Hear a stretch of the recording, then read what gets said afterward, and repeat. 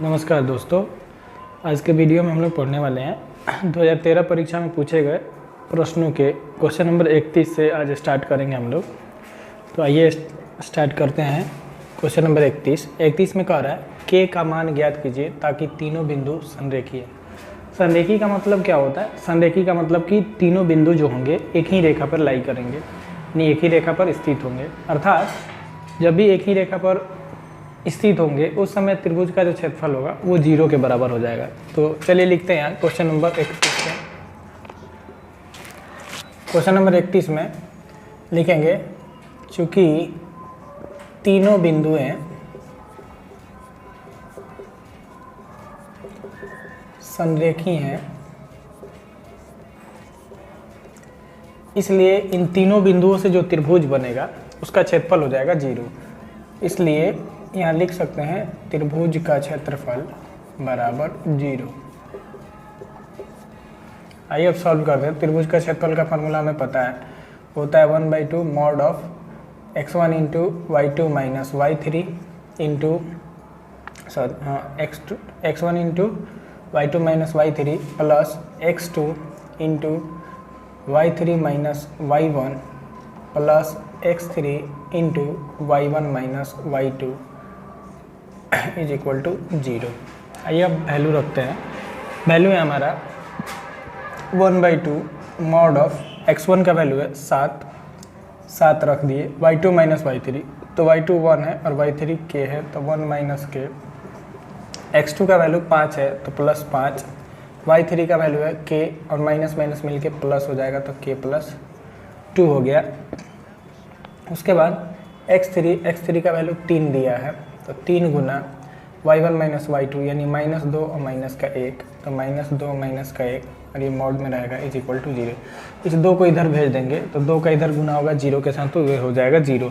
अब यहाँ से मॉड हटा देते हैं तो मॉड हटाएंगे तो 7 का 1 के साथ गुना होगा 7 माइनस का 7k प्लस 5 का गुना करेंगे तो 5k प्लस 10, फिर 3 का इसके साथ गुना करेंगे तो माइनस माइनस मिल के प्लस हो जाएगा, -3 में 3 का गुना होगा, माइनस का 9 हो गया बराबर 0। अब यहाँ से सॉल्व करते हैं तो माइनस और प्लस माइनस हो जाएगा, यानी 7 को के में से 5 को के घटेगा, माइनस का 2k बचेगा। यहाँ जोड़ सकते हैं 7 को 10 17 में से 9 घटाएंगे माइनस का प्लस का 8 उधर जाएगा तो माइनस का 8 हो गया तो k बराबर आ जाएगा वैल्यू यहाँ से -8 बटा -2 और ये कट के आ जाएगा हमारा 4, तो k का वैल्यू हो जाएगा 4। तो ये हो गया हमारा आंसर 4। क्वेश्चन नंबर 31 हो गया। अब आते हैं क्वेश्चन नंबर 32 में देखते हैं ये क्या कह रहा है। क्वेश्चन नंबर 32 में कह रहा है त्रिज्या 4.2 सेंटीमीटर वाले धातु के एक गोले को पिघलाकर 6 सेंटीमीटर वाले एक बेलन के रूप में ढाला जाता है। बेलन की ऊंचाई हमें ज्ञात करना है। तो जब भी किसी एक ठोस से दूसरे ठोस में बदलने की बात किया जाता है तो उसमें ठोस का जो परिवर्तित नहीं रहने वाला चीज़ है वो है उसका आयतन। तो उसमें हम क्या करते हैं कि जो भी ठोस का पहले जो ठोस होगा उसका आयतन बाद में जो ठोस बनाया जाएगा उसके आयतन के बराबर हो जाएगा। तो यहाँ देख रहे हैं कि पहले जो है धातु जो है गोला था, अब उसको बेलन बना दिया गया है। तो जब बेलन बनाया गया है तो दोनों का आयतन तो सेम रहेगा, अर्थात यहाँ लिख सकते हैं गोले का आयतन बराबर बेलन का आयतन।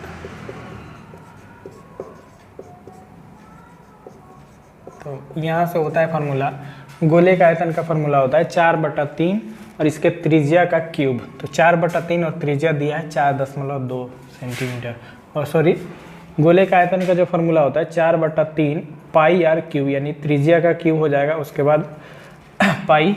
तो यहाँ लिख सकते हैं 4/3 पाई का भी वैल्यू रख सकते हैं या पाई रहने देते हैं क्योंकि दोनों में पाई आएगा। तो 4/3 पाई और आर का वैल्यू दिया है 4.2, तो 4.2 को हम 3 बार गुना में लिख सकते हैं।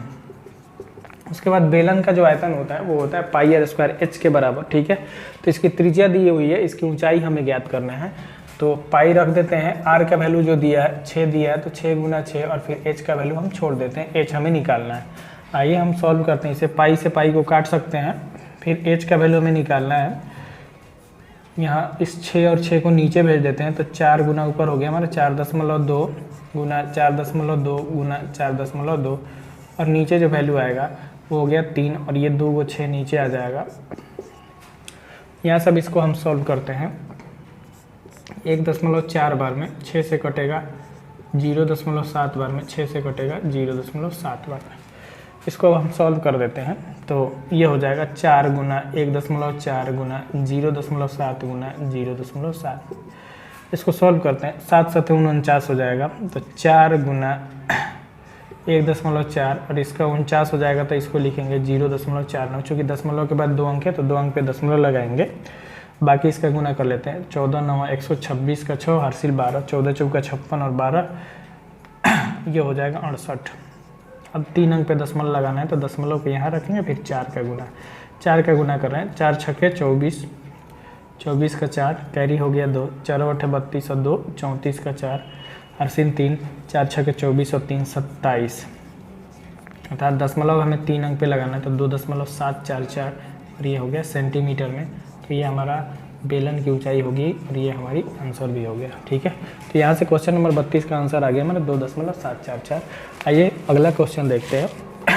अगला क्वेश्चन है, दो घनों जिनमें प्रत्येक का आयतन 64 घन सेंटीमीटर के संलग्न फलकों को मिलाकर एक ठोस बनाया जाता है। इससे प्राप्त घनाभ का पृष्ठीय क्षेत्रफल ज्ञात करना है।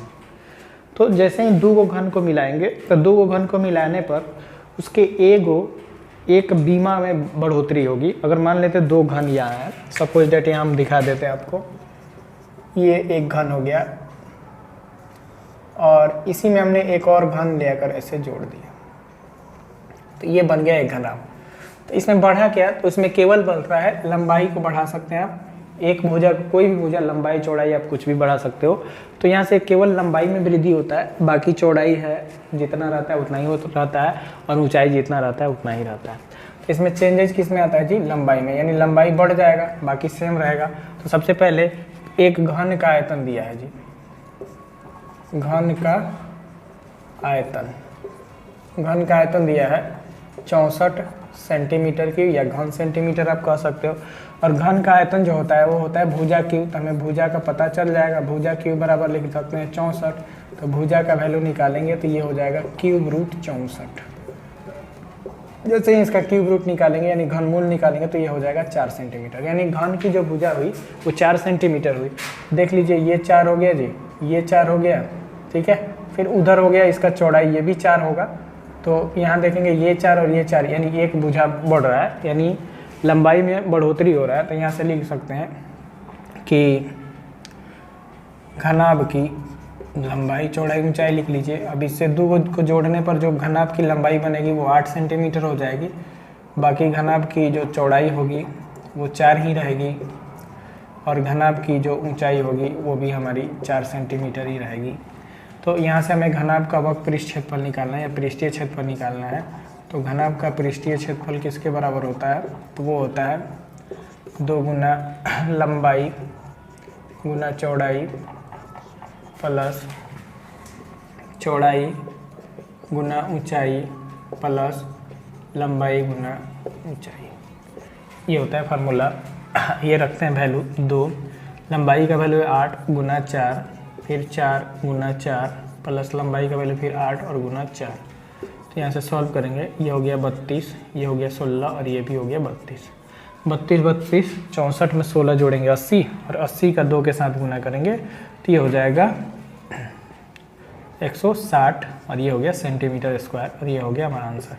तो इस प्रकार जो 2 घनों को जोड़ने से जो घना प्राप्त होता है उसका पृष्ठीय क्षेत्रफल होता है 160 सेंटीमीटर स्क्वायर। तो ये हो गया क्वेश्चन नंबर 33। आइए क्वेश्चन नंबर 34 को देखते हैं। आइए क्वेश्चन नंबर 34 है कि एक स्थानीय टेलीफोन निर्देशिका से अदृक्षा 100 कुल नाम और उनमें प्रयुक्त अंग्रेजी वर्णमाला के अक्षरों की संख्या का निम्नलिखित बटन प्राप्त हुआ है। यह अक्षरों की संख्या दिया हुआ है, कुल नाम की संख्या दिया हुआ है। यहाँ पूछ रहा है कुल नामों का बहुलक ज्ञात कीजिए। तो बहुलक ज्ञात करने के लिए सबसे पहले हम फार्मूला लिख देते हैं कि फार्मूला क्या होता है, बारी बारी से सारे चीज़ों को बता दिया जाएगा। तो बहुलक बराबर होता है जी L plus F1 minus F0 बटा 2F1 minus F0 minus F2 और इंटू का H होता है। अब इन सारे चीज़ों को हमने L1, L, F1, F2, F0 और H में लिखा हुआ है, ये आपको समझ में नहीं आ रहा है, लेकिन यह हम आगे सवाल जो बता रहे हैं वहाँ से आपको पता चल जाएगा कि L क्या है, F1 क्या है, F0 क्या है, H क्या है, इन सारे चीज़ों का वैल्यू आपको पता हो जाएगा। आइए देखते हैं। सबसे पहले लिखा हुआ है अक्षरों की संख्या। अक्षरों की संख्या हमने लिख दिया जी। उसके बाद है कुल नामों की संख्या, तो इसको भी हम लिख देते हैं, कुल नामों की संख्या। बाकी जो वैल्यू दिया है उसको लिख देते हैं। यह 1 से 4, फिर 4 से 7, 7 से 10, 10 से 13, 13 से 16 और 16 से 19, ये वैल्यू है। और कुल नामों की संख्या कितनी है, तो 6, 30, 40, 16, 4 और 4। आइए सबसे पहले हम बहुलक निकालने के लिए अवर्गीकृत आंकड़ों में, जहाँ सीधे हमको आंकड़ों देकर आपसे पूछा जाता है कि इसका बहुलक क्या होगा, उसमें आप क्या देखते हो कि जो सबसे अधिक बार आता है वही वो बहुलक होता है। यहाँ भी हमें क्या निकालना है, पहले एल का वैल्यू निकालना है, और एल होता है बहुलक वर्ग, ठीक है, बहुलक वर्ग की निम्न सीमा। तो सबसे पहले तो हमें यह बहुलक वर्ग पता करना होगा। तो बहुलक वर्ग यहाँ हो जाएगा, जो सबसे अधिक बार आएगा वो हो जाएगा बहुलक वर्ग। तो देख सकते हैं यहाँ सबसे अधिक बार कौन आया, 40 आ रहा है, तो बहुलक वर्ग क्या हो जाएगा, 40 हो जाएगा। तो सबसे अधिक बार आया बहुलक वर्ग, तो वो हो गया हमारा 40। तो बहुलक वर्ग की निम्न सीमा होती है हमारी एल का वैल्यू, तो एल बराबर हो जाएगा यहाँ से 7। उसके बाद बहुलक वर्ग की जो बराबरता होती है वो F1 होता है। तो बहुलक वर्ग की जो बराबरता हो गई हमारी 40, उसको हम लिख देते हैं, इसको आप F से भी दिखा सकते हो। तो F1 हो गया हमारा 40। चलिए F0 क्या होता है, तो बहुलक वर्ग से ठीक पहले वाले वर्ग की बराबरता। तो बहुलक वर्ग ये ठीक पहले वाला वर्ग ये, और इस वर्ग की बराबरता कितनी है, 30 है, तो 30 लिख दिए। चलिए उसके बाद F2 क्या होता है, तो बहुलक वर्ग से ठीक बाद वाले वर्ग की बराबरता। तो बहुलक वर्ग से ठीक बाद वाले वर्ग में कौन है, वो है 16, तो 16 इसकी बराबरता हो गई। आइए और लास्ट है H का वैल्यू क्या होता है, तो H जो होता है वो इसकी हाइट होता है, कितना डिफरेंस है निम्न सीमा और उच्च सीमा में, कितना डिफरेंस है वही होता है इसकी हाइट यानी H। तो H 4 में से घटा देंगे 3, तो H का वैल्यू आ गया 3। यहाँ से हमें सभी चीज़ों का वैल्यू पता चल गया। अब हम क्या रखते हैं, इसको मान इसका मान हम सीधे रखते हैं फार्मूले में। तो बहुलक बराबर हो जाएगा यहाँ से L का वैल्यू है 7 प्लस F1 का वैल्यू है हमारा 40, F0 का वैल्यू है 30 बटा में हो जाएगा हमारा टू F1 यानी 2 गुना 40 माइनस का F0 यानी 30 माइनस का F1 16 इंटू H का वैल्यू है 3 लिख दिया हमने। तो हो गया 7, 40 में से 30 घटा 10, और 10 का 3 के साथ गुना कर देंगे 30 हो गया। इसका गुना करके हम घटा लेते हैं, 30 और 16 हो जाएगा 46, और ये हो जाएगा 80। 80 में से हम 46 माइनस करेंगे तो ये हो जाएगा 34 हो गया। बाकी आप इसको सॉल्व करोगे तो 15/17 हो गया। तो 7 प्लस 15/17, आप इसको दशमलव बदल के जोड़ लो इसमें।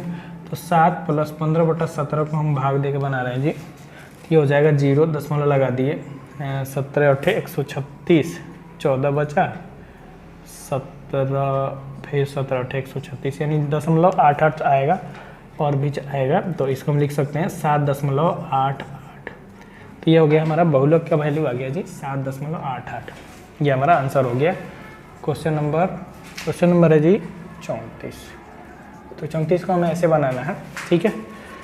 अब नेक्स्ट क्वेश्चन देखते हैं, क्वेश्चन नंबर 35। क्वेश्चन नंबर 35 है, नीचे दिया हुआ बटन एक कक्षा के 30 विद्यार्थियों के भार को दर्शा रहा है, विद्यार्थियों का माध्यक भार ज्ञात कीजिए। तो हमें क्या करना है कि विद्यार्थियों का माध्यक भार ज्ञात करना है। माध्यक निकालने के लिए सबसे पहले फार्मूला हमको चाहिए, तो माध्यक निकालते हैं यहाँ से। आइए सबसे पहले हम माध्यक निकालने के लिए सबसे पहले हम माध्यक का सूत्र लिख देते हैं। क्वेश्चन नंबर ये हमारा 36। आइए माध्यक बराबर फार्मूला लिखते हैं जी, सॉरी क्वेश्चन नंबर 35। ये क्वेश्चन नंबर 35 है। क्वेश्चन नंबर 35 बनाने से पहले हम क्या करते हैं कि माध्यक का फार्मूला लिख देते हैं। तो माध्यक बराबर क्या लिख सकते हैं आप, L plus n/2 minus CF/F into H, ये होता है माध्यक का फार्मूला। यहाँ हम ठीक से लिख देते हैं, माध्यक बराबर हो गया L प्लस ऐसे। तो आइए यहाँ से हम निकालते हैं सबसे टोटल चीज़ों का वैल्यू। जैसे हमने बहुलक में निकाला L का वैल्यू, F1 का, F0 का, F2 का, H का, वैसे ही हम यहाँ निकालते हैं अलग अलग संकेत का वैल्यू कैसे निकालते हैं। तो आइए देखते हैं। सबसे पहले भार दिया है यहाँ, उसके बाद दिया है विद्यार्थियों की संख्या,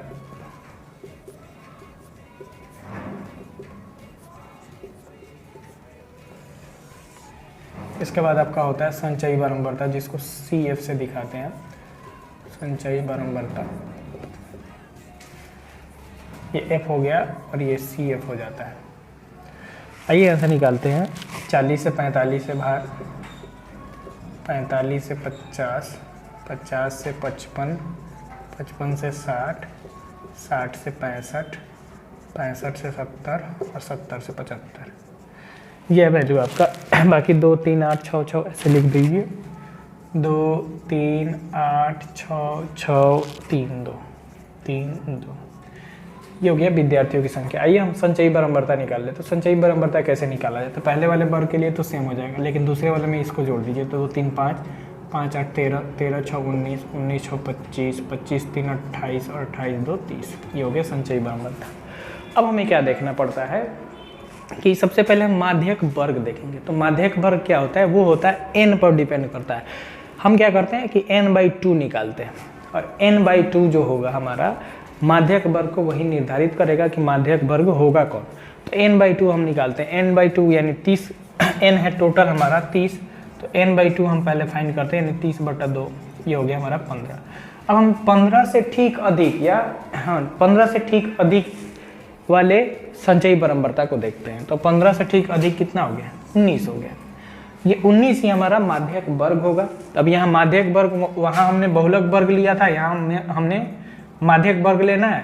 तो माध्यक वर्ग हो गया हमारा ये। तो माध्यक वर्ग की निम्न सीमा होती है L का वैल्यू। तो L का वैल्यू हो गया 55, n/2 का वैल्यू हो गया। CF क्या होता है? तो CF होता है हमारा माध्यक वर्ग से ठीक पहले वाले वर्ग की संचयी बारंबारता। तो ठीक पहले वाला वर्ग ये हुआ, और इसकी संचयी बारंबारता कितनी है? 13 है। तो यहाँ CF बराबर हमारा हो जाएगा 13। बाकी F क्या होता है? तो माध्यक वर्ग की बारंबारता हमारी F होती है। तो माध्यक वर्ग 19 है, 19 के माध्यक वर्ग हमारा ये हो गया, सॉरी 55 से 60, और 55 से 60 में हमारी विद्यार्थियों की संख्या क्या है? वो हमारी क्या होगी? F का वैल्यू हो जाएगा। तो F बराबर 6 हो गया, और लास्ट हमें H का वैल्यू निकालना है। तो H का वैल्यू इसमें से इसको घटा देंगे, तो H का वैल्यू आ जाएगा हमारा यहाँ 5। अब हम यहाँ से माध्यक निकालेंगे। तो माध्यक बराबर हो जाएगा, L का वैल्यू रख दीजिए, तो 55 प्लस n/2 का वैल्यू दिया 15, माइनस का CF का वैल्यू है 13, अब बटा में F का वैल्यू है 6, अब गुना H का वैल्यू है 5 रख दिया हमने। तो हो गया 55 प्लस 15 में से 13 घटा 2, यानी 2 बचे 10 हो जाएगा, और 10 का बटा में 6 हो गया। आप इसको 2 बचे 10, 2 3 6 लिख सकते हो। तो 55 प्लस 5/3 हो गया। अब इसको हम भाग करके दशमलव बदल सकते हैं, 3 का भाग देंगे, 3 एकम 3 हो जाएगा, 2 बचेगा, 3 6 18, 6 6 बचेगा, यानी 56.66। ये आ गया हमारा माध्यक। तो क्वेश्चन नंबर 35 का आंसर हमारा हो जाएगा 56.66।